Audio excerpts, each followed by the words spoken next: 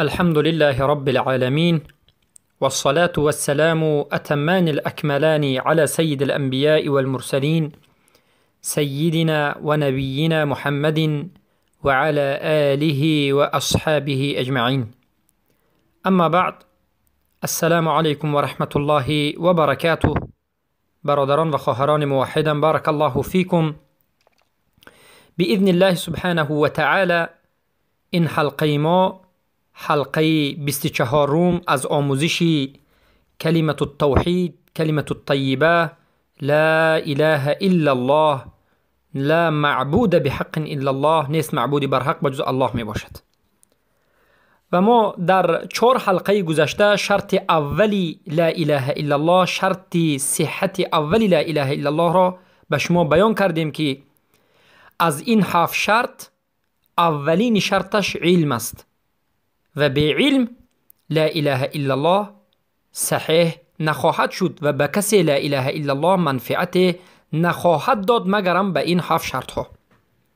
و در این حلقه به شما ضد علم را بیان میکنیم، زیرا در زبان عربی قاعده است که هر کسی که یک مسئله را خوب فهمیدن خواهد باید همون مسئله را بیاموزد و این چنین ضد این مسئله را بیاموزد. هر یک کلمه را فهمیدن خواهید، معنای درستش را فهمیدن خواهید، ضد این کلمه را بیاموزید.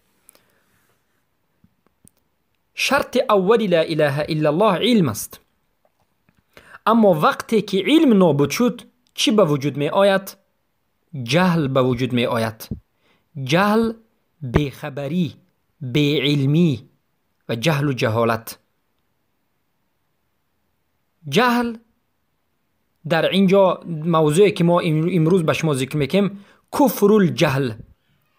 وقتی که جهل به وجود آمد این دلالت میکرد که کفر به وجود آمد.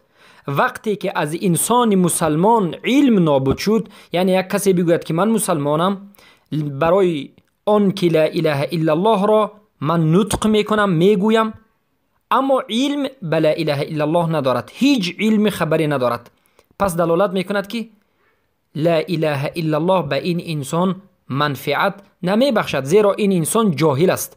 وقتی که جهل به وجود آمد یعنی کفر به وجود آمد.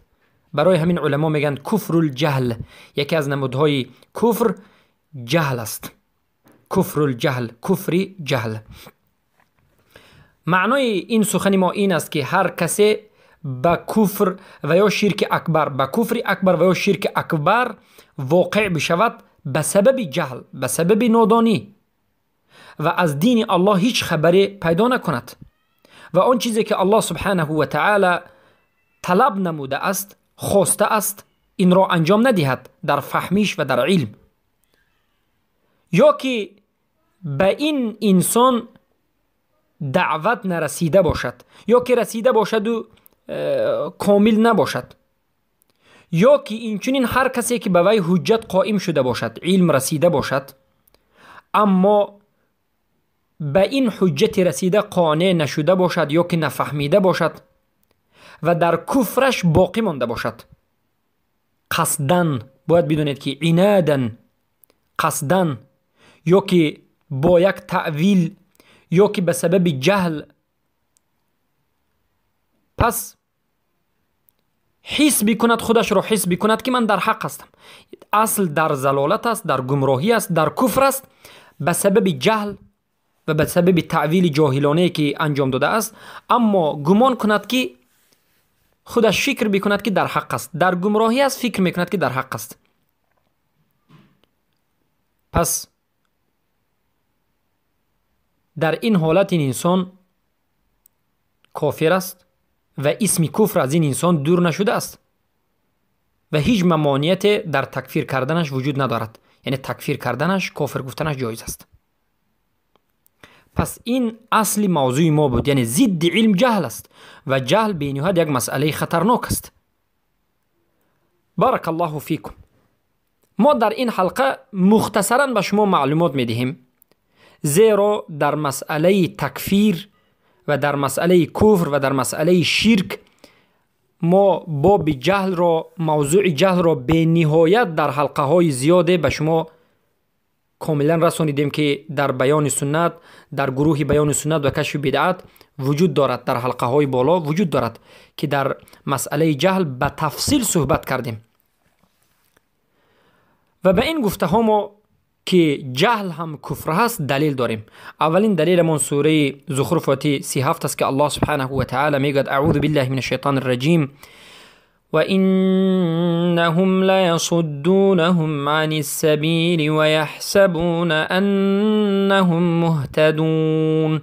و البته آنها حتما لیصدونهم، آنها را من میکنند از راه الله و گمان میکنند که آنها هدایت یافتگانند. یعنی بعضی از انسان‌ها هستند که مردم را از راه الله، از دین الله، از سنت رسول الله، از حکم الله من میکنند، مردم را باز می‌دارند. به مانند امروزه مرتدانی که مردم را از راه الله، از دین الله، از حتی حجاب پوشی و از نماز من میکنند و باز گمان میکنند که اینها هدایت یافتگانند. امروز بسیاری از مرتدان در همین حالت هستند که خود را هدایت یافته، خود را در بهترین حالت اسلام و ایمان حس میکند، در حالتی که گمراه است و کافر است. و سبب این کفرش جهل است. این محل شاهد است. و این چنین الله سبحانه و تعالی در سوره کهف آیه 104 میگوید الذين ضل سعيهم في الحياة الدنيا وهم يحسبون انهم يحسنون صنعا. آنانی که در این حیات دنیا به نهایت سعی و کوشششان به گمراهی رفته است، گمراه شده اند، از حق دور شده اند و اونها میپندارند و حساب میکنند که اینها یحسنون صنعا، عملی خوبی را انجام میدهند. این آیت دلالت میکند که بسیاری از گمراهان، کافران یا مرتدان حس میکنند که اینها عملی زیبای را، خوبی را انجام داده ایستادند. یعنی از گمراهی خود بیخبرند از سبب جهل. و این آیت هم دلالت میکند که جهل سبب کفر است و جهل کفر وجود دارد یا که کفر جهل وجود دارد.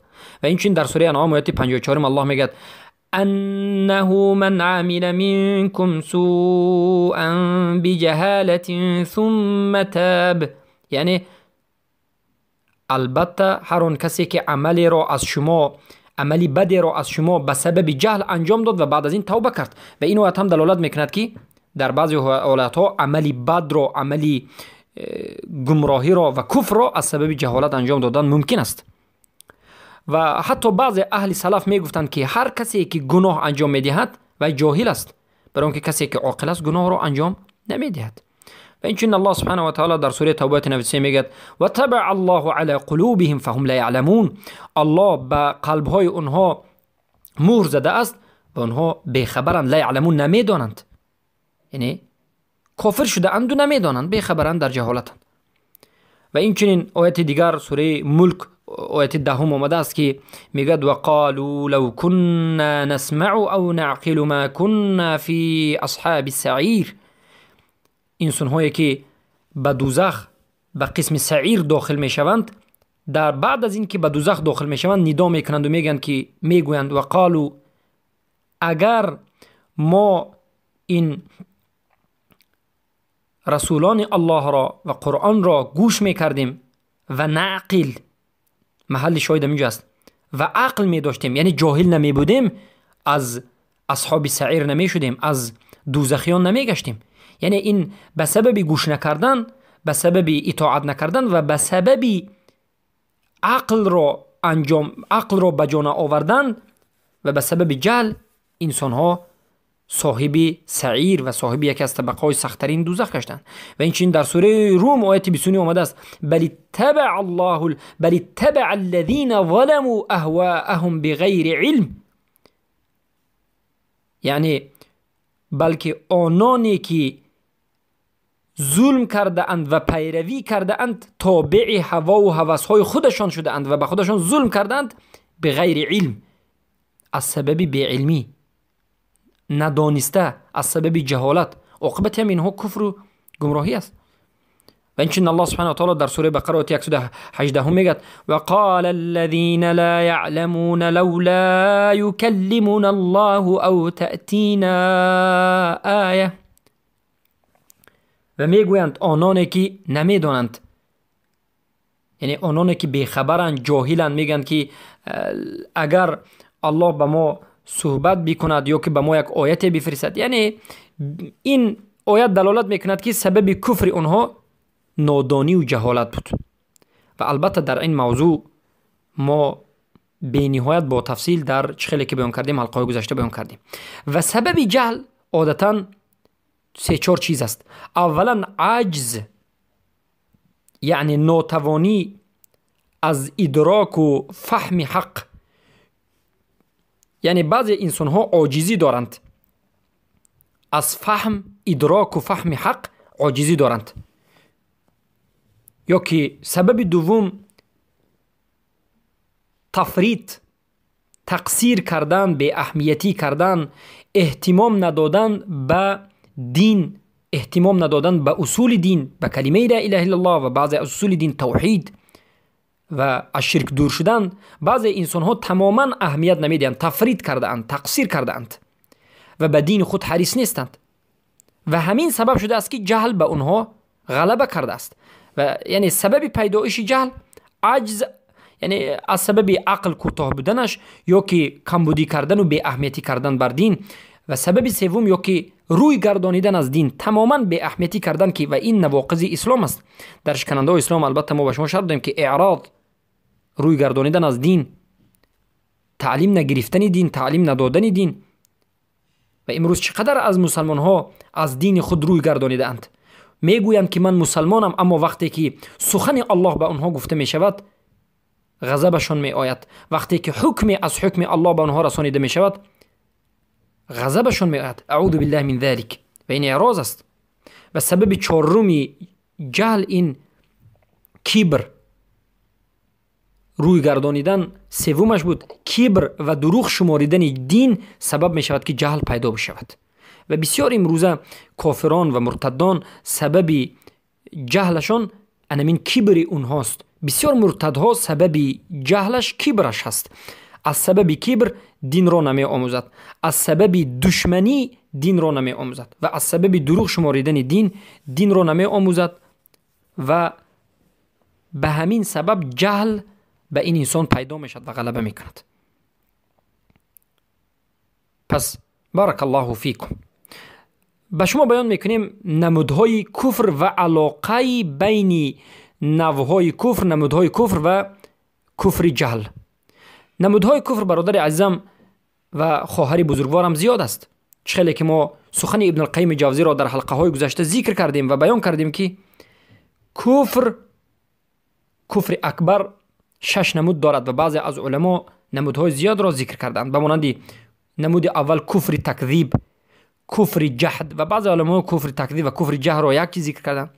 کفر عناد، کفر استکبار، کفر یعنی تکبر، ایبا، امتناع، روی گردانیدن، من کردن دین.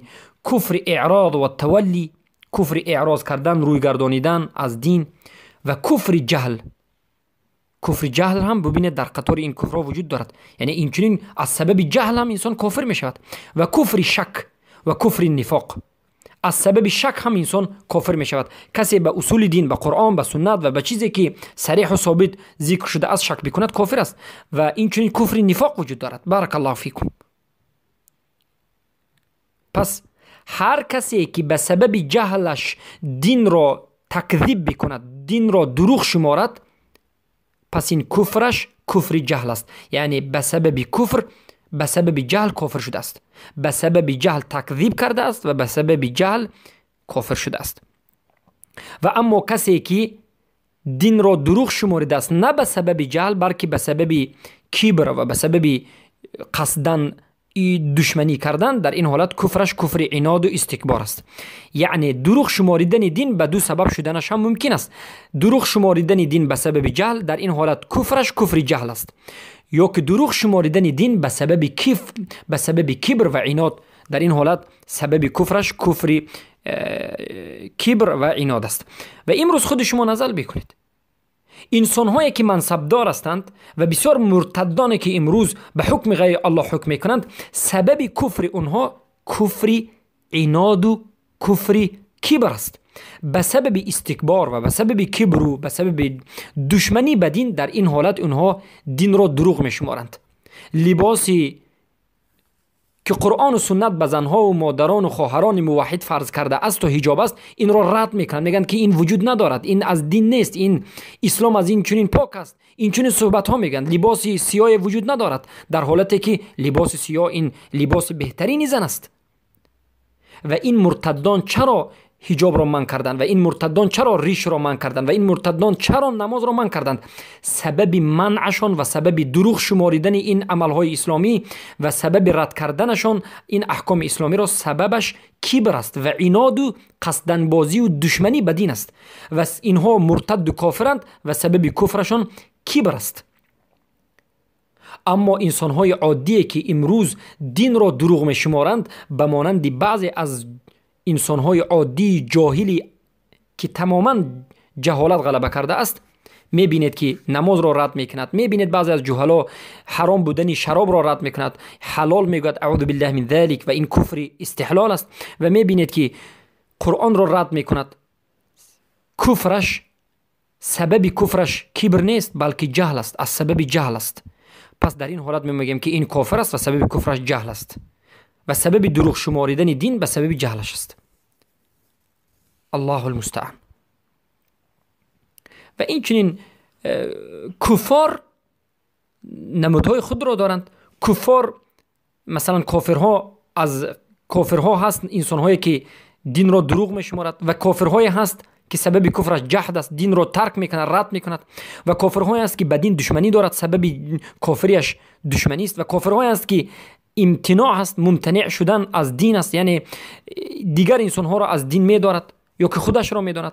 و کافرهای است که سبب کفرش تکبر است و مستکبر شده است، یا که از نمودهای کفار معرض است، اعراض و تولی روی گردانده است. و این چنین کافرهای است که سبب کفرش جهل است و کافرهای جهال است. بارک الله فیکم. پس بدانید که این مذهبی اهل سنت و الجماعت است. اما مرجئه ها در زمان قدیم هم و امروزه مرجئه های نقاب کشیده بر رویشان هم که خود را سلفی میگن، صدقه سلفی باشند، امروزه مرجئه ها مدخلی ها یا که جامی ها، جامیه و مدخلیه که جامیه حبشی یا که ربیع بن الهادی المدخلی به اونها پیرو میشد، مرجئه های جهمی امروزه کفر جهل را و کفر تولی و اعراض را رد میکند. میگد که ما کفر را قبول داریم اما کفر جهل را قبول نداریم، اما کفر تولی و اعراض را قبول نداریم. و این عقیده مرجئه هست و این عقیده مرجئه های امروزه که خود را سلفی میگن. اینها سلفی نیستن، اینها مرجئه جهمی مدخلی و این چنین جامی هستند و از اینها باید پرهیز کرد. ما چرا میگیم که اینها مرجئه هستند؟ زیرا که اونها در بسیار مسائل مثل اهل سنت و الجماعت صحبت میکنند، اما در مسئله کفر و در مسئله ایمان، البته ایمان را هم امروزه مرجئه ها مثل اهل سنت زبانان میگویند اما در عمل رد میکنند.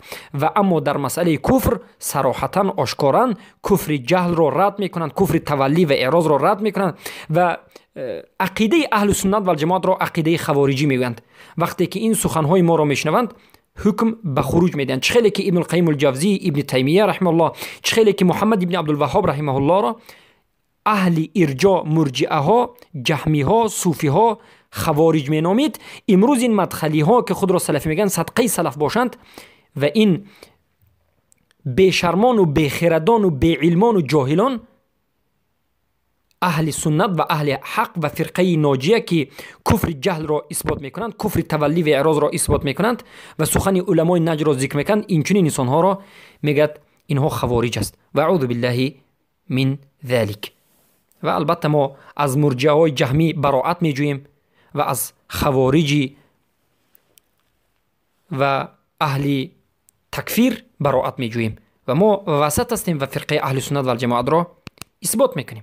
بارک الله فیکم. پس اینها مرجئه ها فقط از این نمودهای کفر تکذیب و کفر عناد و کفر قلبی را قبول دارد و خلاص. کفر شک رو هم قبول ندارد، کفر نفاق رو هم قبول ندارد، کفر جهل رو هم قبول ندارد، کفر اعراض و کفر تولی رو هم قبول ندارد. اهل ارجاء و مرجئه ها به کفر تکذیب و عناد و کفر قلبی و اینچنین استحلال جهد در همین جا تقصیر کرده اند و اختصار کرده اند و باقی ماندند و دیگر نمود کفر را کفر نمیگویند و البته این غلط است. پس بدانید برادران عزیز و خواهران بزرگوار و موحدم که کفر الجهل این کفر مجمع علیه است. کفر الجهل یعنی کفری که به سبب جهل به وجود می آید، این را کفر الجهل گفته می شود. این کفری که تمام علما به این نمود کفر به وجود آمدنش، یعنی کفری که از سبب جهل به وجود می آید، این نمود کفر را علما گفتند که وجود دارد و این نمود کفر مجمع علیه و معروف است و این مقابل کفر تکذیب و عناد است. مقابل کفر تکذیب و عناد است. بارک الله فیکم. پس وقتی که شما از جهل با خبر می شوید، از موضوع جهل با خبر می شوید، این چنین خود به خود علم به شما به وجود می آید. علم شما آهسته آهسته بالا می رود. وقتی که علم به وجود آمد، توحید شما شرط اولی لا اله الا الله به جا می آید. بارک الله فیکم. پس برادران و خواهران بزرگوارم، جهل به دو قسم تقسیم می شود.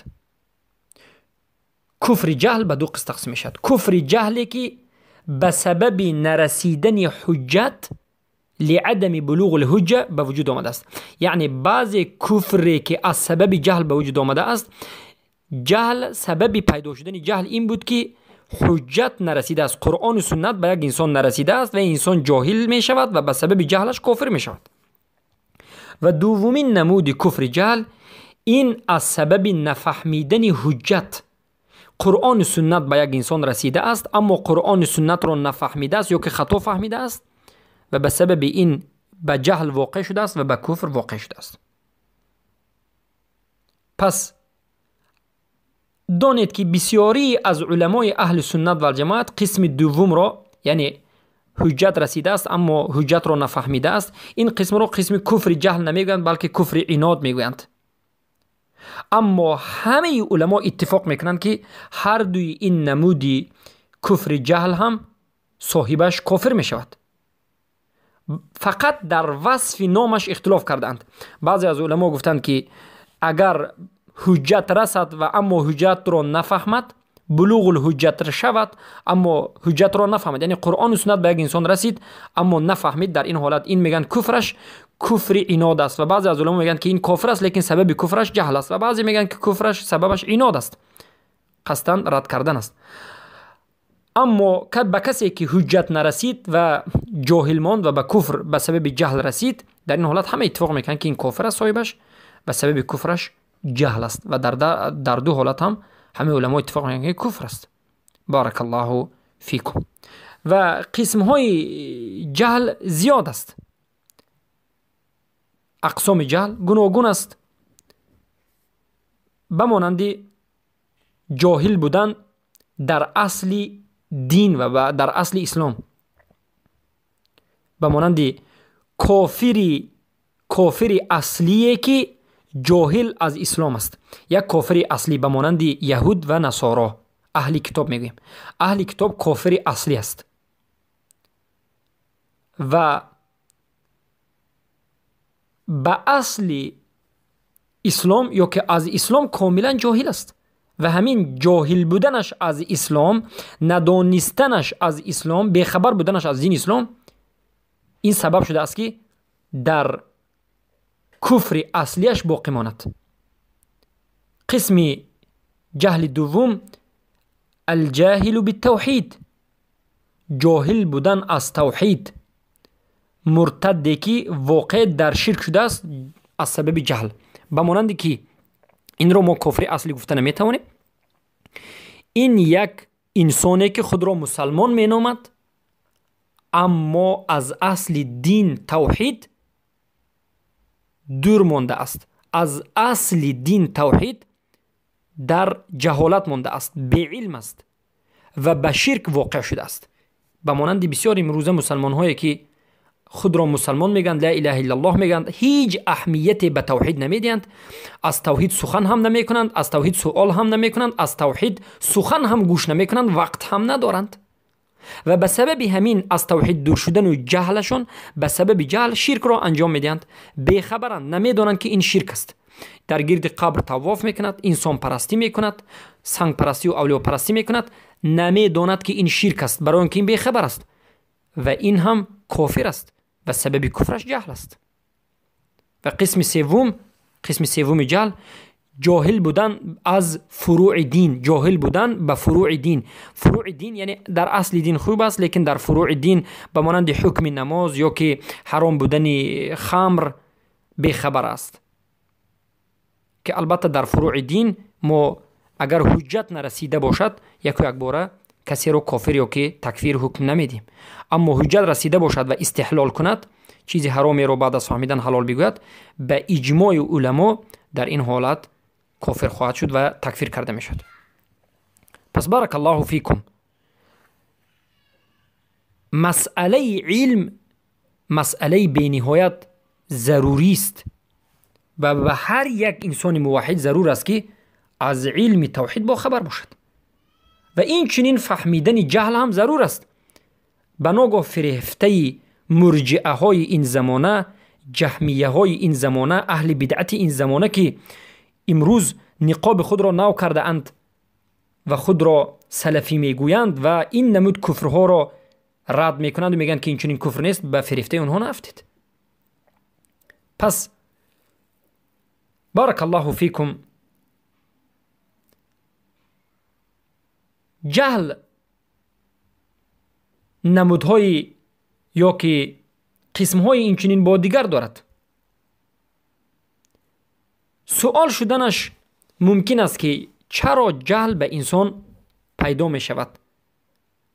ما جواب دادیم، لیکن اگر بار دیگر کمی وسیع تر بکنیم میگیم که سبب پیدایش جهل بر انسان این است که انسان از علم خود را دور بگیرد، نه کتاب توحید را بخواند، نه سوال از علما بکند و نه حلقه های علمی بشیند و گوش بکند. از تمام نمود وسایط علمی خود را دور بگیرد. در این حالت علم از اون دور است و خود به خود جهل پیدا می شود. وقتی که علم نگرفتیم، به جای علم شما خواستید یا نخواستید جهل به وجود می آید. وقتی که جهل به وجود آمد، از سبب بی علمی کفر به وجود می آید و این کفر را کفر جهل و صاحبش را کافر گفته می شود. بارک الله فیکم.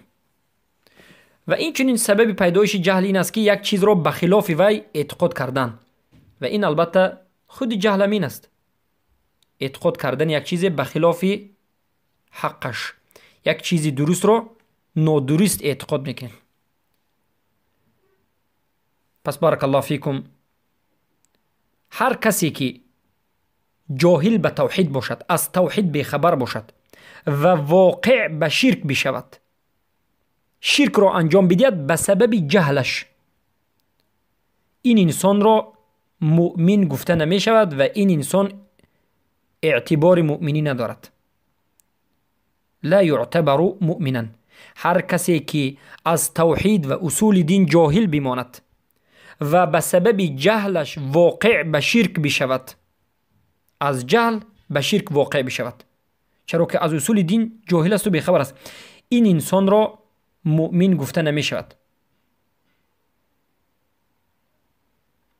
پس این انسان وقتی که مؤمن گفته نشد، کافر گفته می شود.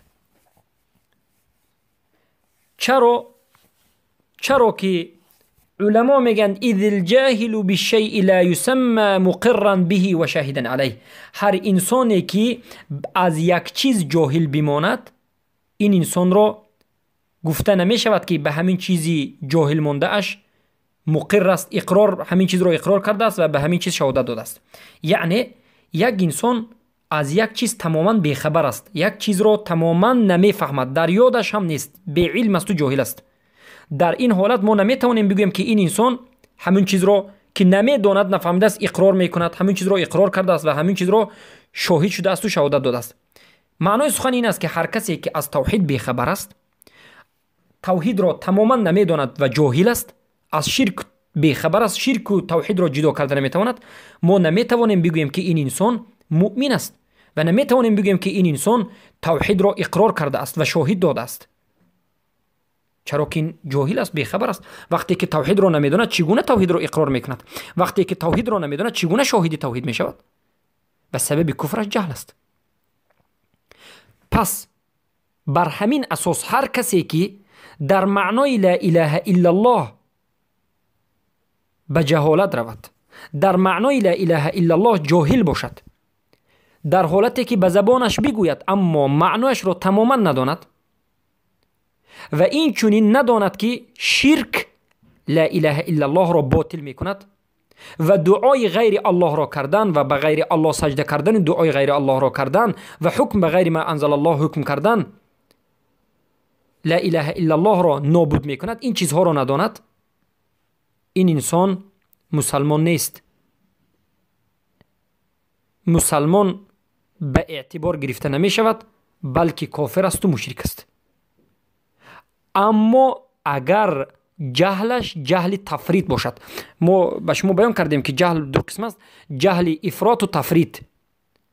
جهلی که به سبب تفرید به وجود آمده است، جهلی که به سبب کمبودی خود انسان به وجود آمده است، خود انسان به اهمیتی از دین کرده است و این نمود جهل به وجود آمده است و به شرک واقع شده است و از اصل دین بیخبر است و از شکننده‌های لا اله الا الله بیخبر. در این حالت ما این را کفر میگیم.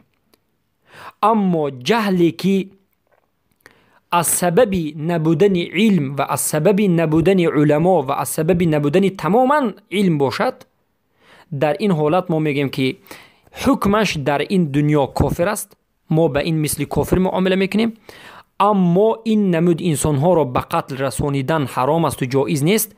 به قتل رسانیدن باید، پیش از به قتل رسانیدن باید حجت رسیده شود، برای اون که سبب کفرش این جهلی که جهل تفرید یا که جهل عناد قصدن نیست، بلکه جهلش از سبب در حقیقت نبودنی شرایط بود، از سبب نبودن علما، از سبب نبودن شرایط بود و این جهلش هم سبب نابود شدن حکم نمی شود، بلکه میگیم که این انسان کافر است.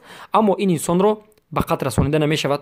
پیش از به قتل رسانیدن باید جهل عذر است، باید حجت رسانیده شود و ما این انسان رو خالدا مخلدا فی النار گفته نمی توانیم، زیرا که جهلش عذر دارد. این چنین انسان ها حکمش حکمی فرزندان کفار و حکمش حکم مجانین دیوانگان کفار است و در روز قیامت فرزندهای کفار، فرزندهای کافرها، دیوانه هایی که در کفار وجود دارد، یعنی کسانی که عقل ندارد و این چنین کسانی که در این دنیا تماما به اونها شرایط آموختن علم نبود، خود را مسلمان میگفتند لیکن دیگر هیچ شرایطی نبود، در روز قیامت الله سبحانه و تعالی به نزد این نمود انسان ها، به این نمود گروه ها رسول را میفرستد و اینها را امتحان میکند و هر کسی که اطاعت الله کرد البته مؤمن است و جنت میرود و در این دنیا هم به وی وقتی که علم رسید قبول میکرد و اما کسی که الله را در روز قیامت اطاعت نکرد البته خالدا مخلدا فی النار خواهد شد. بارک الله فیکم. برادران عزیز، بارک الله فیکم. آیا آدم انسان جاهل آیا عذر داده می شود؟ یعنی هر کسی که به سبب جهلش به شرک اکبر واقع شد، از سبب جهل یا از سبب نرسیدن حجت، از سبب عدم بلوغ الحجه، یک انسان به شرک واقع شد، شرک را انجام داد، عمل شرک را انجام میدهد به سبب جهل، به سبب اینکه به وی خبر نرسید است که این چیز شرک است، یا که به سبب اینکه تماما جاهل است یا که حجت نرسیده است. ما چی میگیم این چنین انسان رو؟ میگیم که حکمه فی الدنیا انه کافر. این نمود انسان هم حکمش در این دنیا کافر است و بر این حکم احکام کافر مجرا میکرده میشود، گذاشته میشود. از طرف نام ما این رو میگیم که کافر است. در مسئله نکاح، در مسئله میراث، در مسئله نماز، در این مسئله که به وی نماز جنازه خوانده شد، البته در این مسئله این انسان کافر است. اما در مسئله قتل ما انسان رو قتل کرده نمیتوانیم، زیرا حتما باید پیش از به قتل رساندن حجت رسانیده شود و استتابه کرده شد. اما حکمش در روز قیامت از کمال عدل الله سبحانه و تعالی این است که این انسان را عذاب ندهد، زیرا که الله سبحانه و تعالی در سوره اسراء آیه 15 میگه و ما کنا معذبین حتی نبعث رسولا، ما هیچ کسی را عذاب نمیدیم تا همون زمانی که به این رسول را نفرستیم. پس این هم در روز قیامت معذور حساب می شود و حکمش حکم اهل فطرت یا که مجانین کفار، فرزندان کفار است و از امتحان الله سبحانه و تعالی حتما میگذرد. و البته در این مسئله اکثر مرجئه ها خطا کرده هستند. مرجئه ها میگوید که جهال مشرکین اینها مسلمانند. ببینید مرجئه ها میگویند که هر کسی که جاهل باشد و از سبب جهل شرک را انجام بدهد، قبر را پرستد، قبر پرستندگان، حکم سازندگان، حکم غیر الله کانستیتوسی سازندگان، اینها میگد همهش مسلمان است به سبب اینکه اینها جاهل هستند. اینها شهادتن را نطق میکنند و جهل و تعویل را مانع از موانع تکفیر در مسئله شرک میگویند. البته این خطا است و این باطل است و این عقیده باطل مرجئه هست. بارک الله فیکم. حتی شیخ محسن العباد یک زمان در همین عقیده بوده است و یک کتابی را می‌نویسد الایضاح و التبیین فی من یتو فی القبور الانبیاء و الصالحین و با این رساله‌اش از این عقیده باطل باز می‌گردد.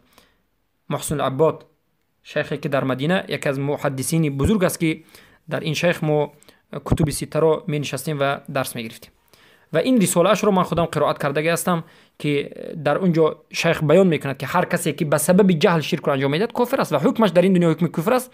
اما در مسئله قتل و در مسئله خلد مخلدن فی النار گفتند البته باید ما تفصیلات را چخیلی که بیان کردیم بیان بکنیم. اما باید بدانید که امروزه جاهلانی که در این عصر و زمان هستند از جاهلان زمان اولی صدر اسلام دیده سخت‌تر هستند و شرکشان و جهلشان شدیدتر است، زیرا که امروز تمام وسیله‌های آموختن علم و تمام راه‌های آسان‌ترینی که برای انسان میرسد رسیدن وسایل توحید مهیا است، شرایط وجود دارد و اما با وجود این بودن وسیله‌ها، شرایط‌ها، انسان وقتی که به دینش اهمیت نمیدهد البته شرکش از شرک گذشته ها دیده سخت‌تر می شود، زیرا که مشرکان زمان قدیم این چنین رسیدن توحید برای آنها آسان نبود، برای آنها مشکل بود. به یک مشرک باید بعد از یک چندین وقت شاید خبر می رسید. اما امروز در درون خانه هر یک انسان اگر خواست توحید می رسد و وجود دارد. پس بارک الله فیکم. این بود مسئله جهل و کفر جهل و کمی این حلقه زیاد شد. سبب این حلقه را زیاد کردن این بود که ما خواستیم در یک حلقه این مسئله را به پایان رسانیم و در حلقه آینده شرط دومی لا اله الا الله، شرط صحت دومی لا اله الا الله الیقین را به شما شرح و توضیح خواهیم داد. سبحانك اللهم بحمدك اشهد ان لا اله الا انت استغفرك